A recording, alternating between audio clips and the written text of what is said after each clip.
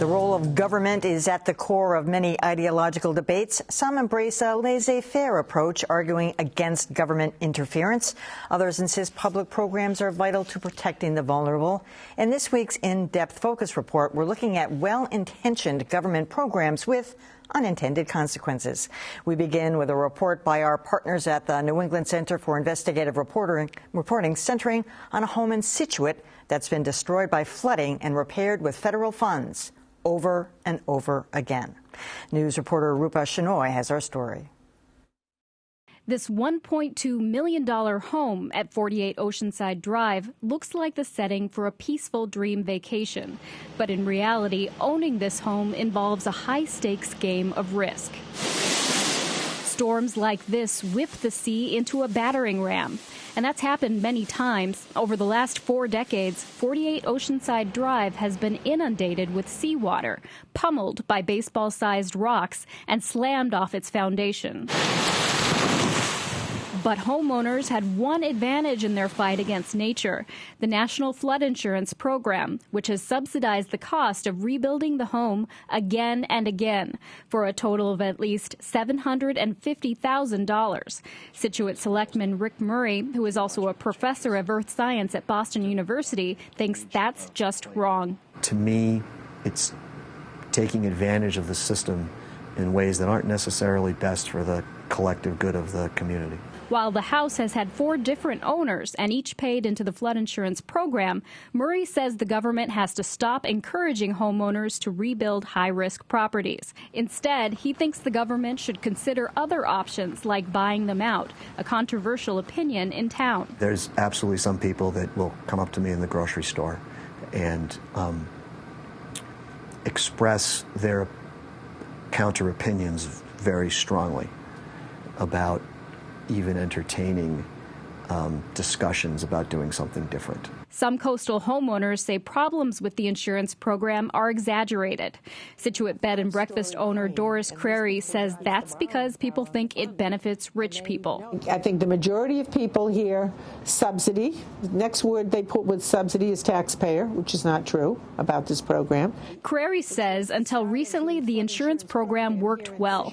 The premiums paid in by homeowners covered the cost of claims paid out.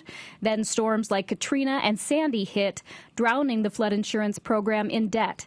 Crary says it could still recover. If we go through a period where we have fewer losses, all right, for years, then that money will be there to pay down that debt, and it will ultimately disappear.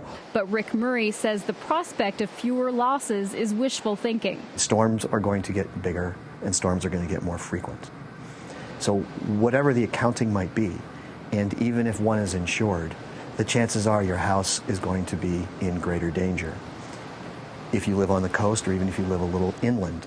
Meanwhile, the current owners of 48 Oceanside Drive are applying for more federal aid to elevate the house, hoping it will be higher than the waves that will come with the next big storm.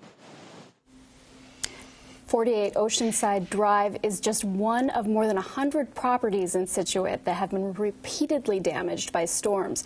And the federal flood insurance program has spent $21 million to repair them. On all of those. You've got to feel bad for these people. And I know it hasn't been the same owner, but this new flood insurance policy going through Congress, will it limit the number of times a property can apply to be repaired, even if it's not the same person?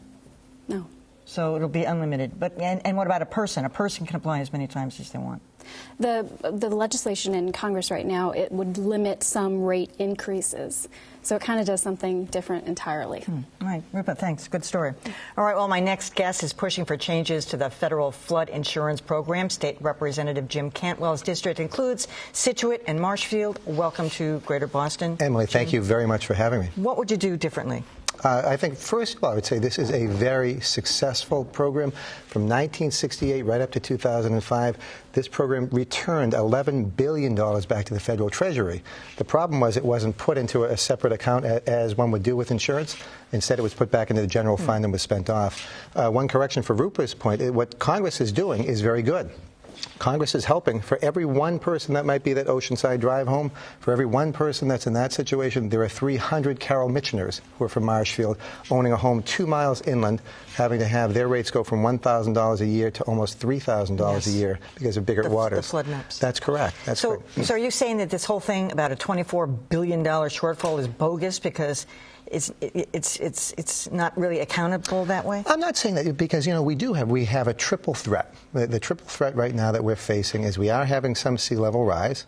We are having more recurring storms, but most importantly, we're also having very old infrastructure, so that we need to have a national mandate. This will be a topic for another day, but there's a group that I'm on a board for, the national, the program called Nietzsche, that will look for ways that we can try to have investment along the lines of what President Eisenhower did to invest in coastal infrastructure. But to get right to your point here for flood insurance, the flood insurance program needed to have a way to make sure that it will stay affordable. What Congress is doing this week, last week the House passed it, this week the Senate.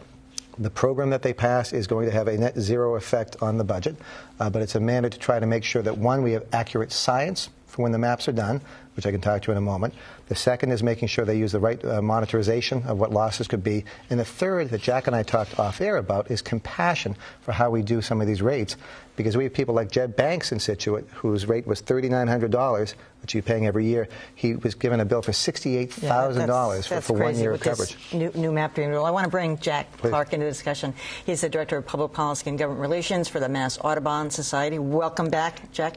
Thank you very much. Nice to be here. Does your organization think that there are just certain sections, and maybe partly in Scituate, but not just in Scituate, other parts of the coastal shore that should not be developed? Well, I think the new flood insurance rate maps that FEMA has put out are certainly a wake-up call to the nation. 40% of our population in this country lives in coastal communities, and it's expected with, as Representative Cantwell talks about, sea level rise. We expect with climate change and global warming for sea level rise to be exacerbated. And that means to the year 2100, FEMA is estimating 130% increase in policies that will need to be claimed over the next 7,500 years because of the exacerbation. So we have worked with the legislature to file a bill to prepare for climate change and for coastal flooding, and also to provide opportunities for the Commonwealth to purchase some of these properties that are repeatedly and substantially damaged. Buyback Buyback is certainly one option. There's relocation, there's buyback, there's elevating homes on pilings or stilts, if you will. There's increasing or shoring up existing seawalls that are falling down with sediment out in front so that there's some beaches left. There's a variety of different things that can be done. And should the federal government pay for all those things? The federal government right now is $25 billion in debt with this particular program. In 1993, just after the Midwestern floods, the General Accounting Office estimated that the flood insurance program would be $1 billion in debt.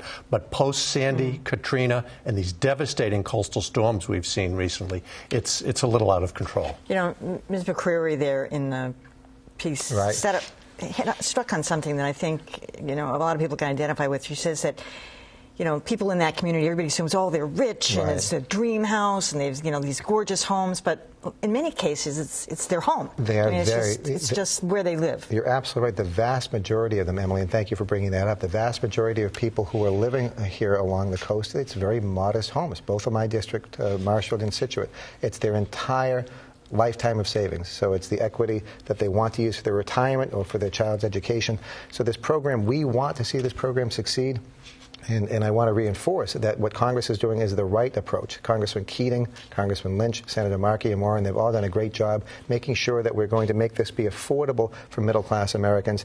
And for the folks where we've had repetitive loss properties, the only correction I'd have is that those properties, they are going to see rates that will be quite high. Yeah, I mean, they're high already. So them paying in has, as we said, really has sustained the system. So what made it fall apart? Katrina and some of the big storms? A bunch of things. One is during the whole lifetime of this program, we, the federal taxpayers, we take all the risk. So that what we'll do is we'll say we'll insure these homes. There are a number of insurance companies that write the actual insurance policy. They get 30 to 35% of the premium and they have no risk. So one of the things is the overhead cost has been increasing. We have to look to that. One of the things is there are a number of people who in the past have not taken flood insurance when they should have. So one thing that Biggert-Watt has required is the banks are going to aggressively go after folks saying we want to spread the risk. And then the other is some of the storms that took place. But the money needs to stay in one fund. It should not go back to the general fund and be spent for other purposes. Well, what the Congress can't do is kick the can down the street. I mean, they need to look at the short term, and the short term is to look at the modeling, where the map's done correctly. And Congressman Keating indicates, well, there's specific model used for the East Coast. That may not be true. And also there needs to be compassion for those that experienced rate shock. These are mostly people who are living in their year-round homes. However, a million miles from a flood zone, by the way. Not only Congress, but those people experiencing rising rates are going to experience rising seas, and they need to look at the long and short-term impacts of this whole issue also. All right, Jack Clark, Jim Cantwell, thanks so much. Good issue. Thank you so very much. Thank you.